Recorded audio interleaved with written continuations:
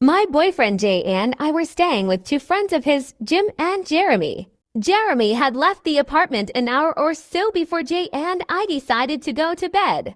A few minutes after Jay fell asleep, I heard a knock on the door and Jim answered it.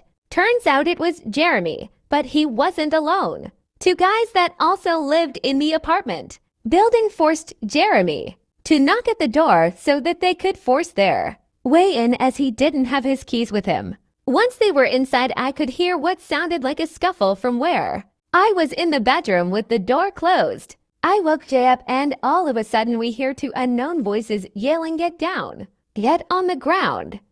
Jay wanted to go see what was going on, but I begged him to stay in the bedroom with me, which he did. After what seemed like a couple minutes of arguing and fighting, everything went absolutely silent. We opened the bedroom door to see Jim laying on the ground with what we later found out to be a barbed machete sticking out of his chest. Jeremy was calling 911.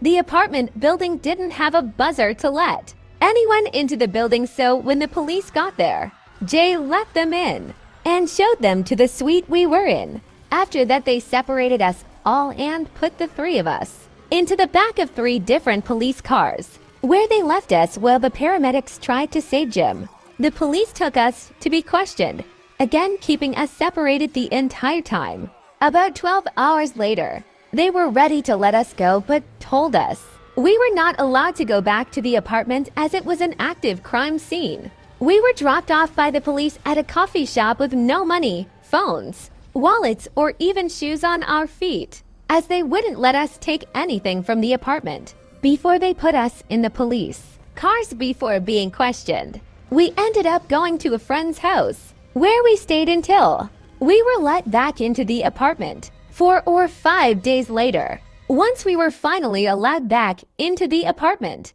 the first thing I had to do was clean up the blood, which I'm sure you can imagine was pretty hard to handle. It was pretty traumatic.